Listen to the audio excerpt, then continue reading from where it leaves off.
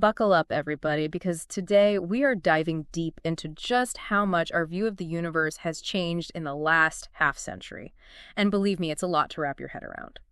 We've gone from knowing almost nothing about planets outside of our solar system to a universe absolutely teeming with them. Like, we're talking thousands upon thousands of them. Yeah, it's really something. What we've found is that planets are probably more common even than stars in the Milky Way. Just think about that for a second. We used to think our solar system was unique, and now we're faced with billions of planets just in our own galaxy. Right. It's like finding out that your quiet little neighborhood is actually the center of a giant, bustling city you never knew existed. And it really makes you wonder, with all those planets out there, what are the odds that some of them harbor life?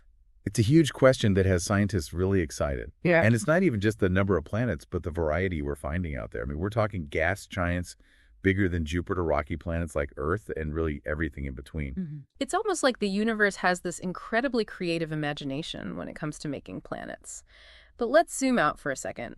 Remember that iconic pale blue dot picture of Earth taken by Voyager 1? Talk about putting things in perspective. It's a powerful picture. That image really reminds us of our place in the universe. We're a tiny speck of dust in all that vastness. But it also shows just how much more there is out there. Even Voyager, with that amazing journey, just scratched the surface of what's beyond our little corner of the galaxy. And beyond our galaxy even, right? Turns out the Milky Way is just one of trillions of galaxies in the observable universe. That's right. The Hubble telescope really opened our eyes to that. Remember those Hubble deep field images? Every single point of light in those pictures is a whole galaxy, each one with billions, even trillions of stars of its own. It's pretty humbling. It's like realizing the Earth isn't flat all over again. So we're not at the center of the solar system, and our galaxy is just one of trillions. Makes you feel a little insignificant, doesn't it? But here's where it gets even more incredible. At the heart of almost every large galaxy, including our own Milky Way, there's a supermassive black hole. And these aren't the stuff of science fiction anymore. These supermassive black holes are key to how galaxies form and change over time.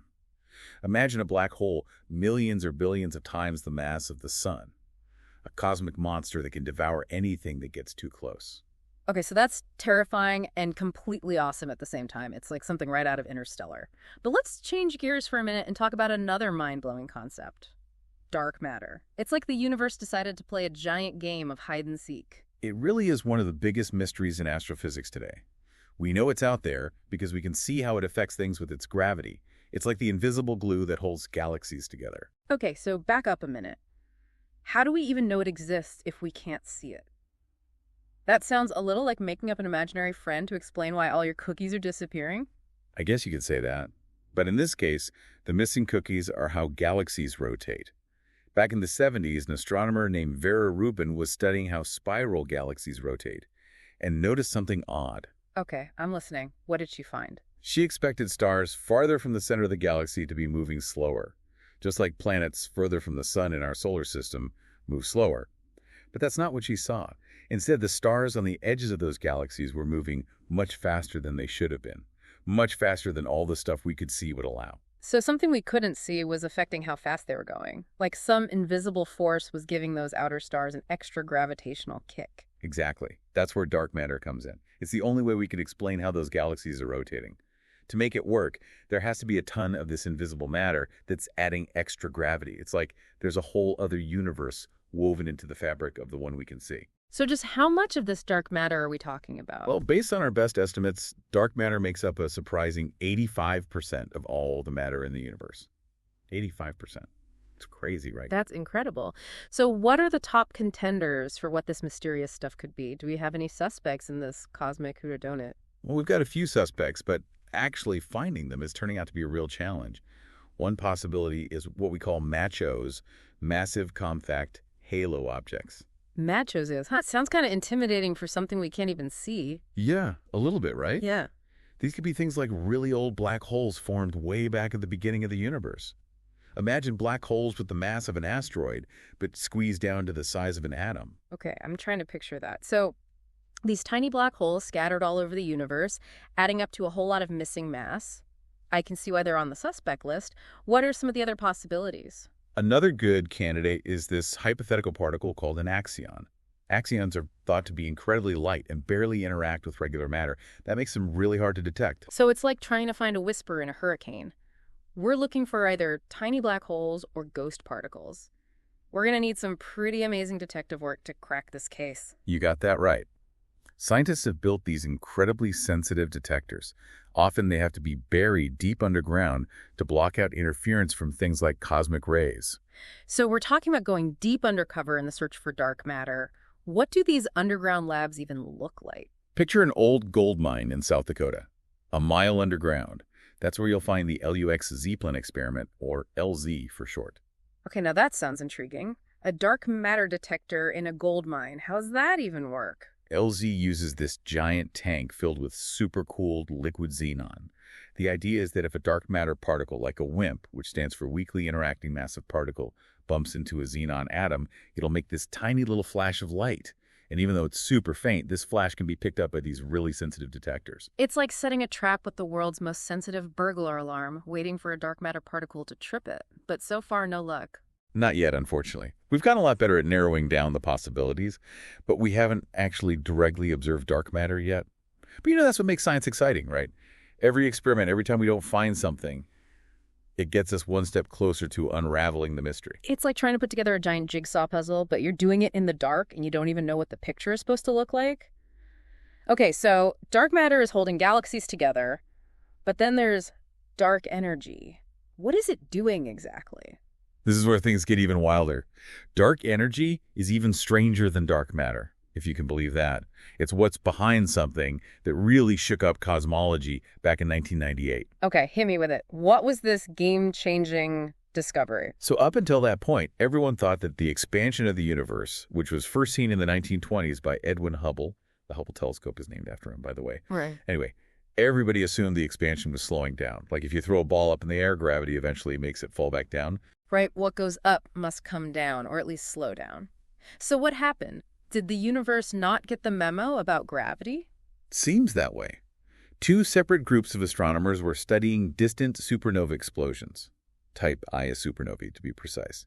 They were using them to measure how the universe has been expanding over time. Why those specific supernovae? What's so special about them? Well, type Ia supernovae always explode with pretty much the same brightness. So it's like knowing how bright a light bulb is supposed to be if it seems dimmer, it's farther away. Oh, so they're like cosmic light bulbs, but let me guess. These supernovae weren't quite what you expected. You got it. They were dimmer than they should have been, which meant they were further away than our models predicted.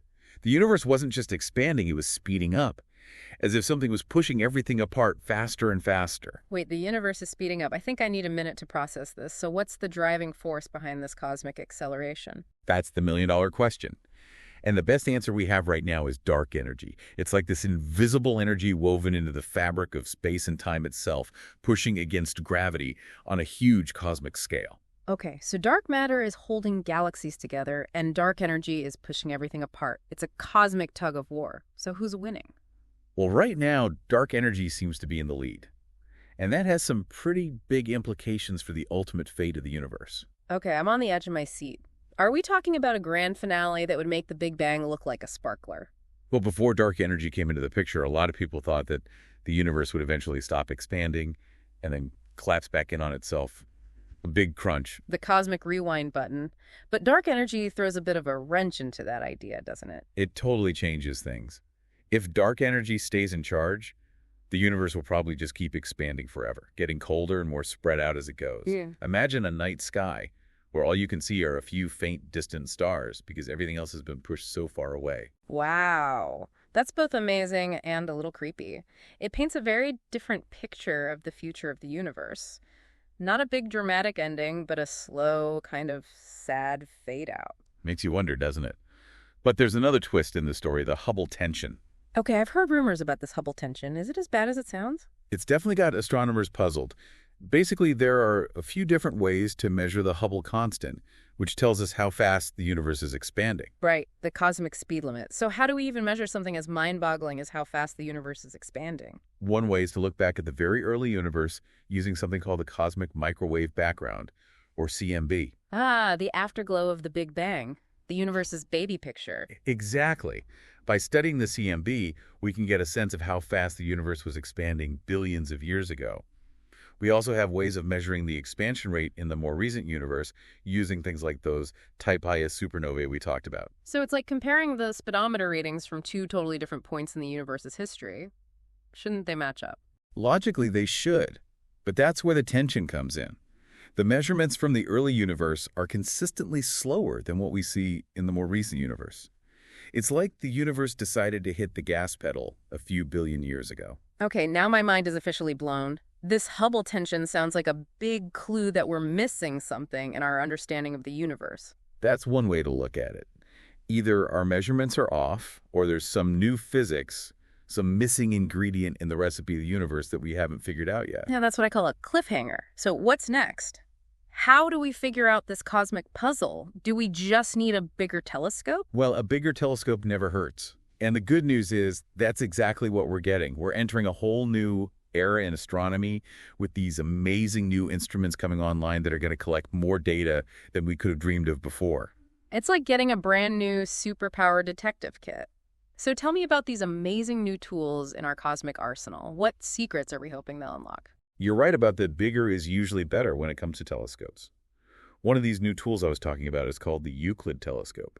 The European Space Agency launched it just last year. Okay, Euclid, what's its claim to fame?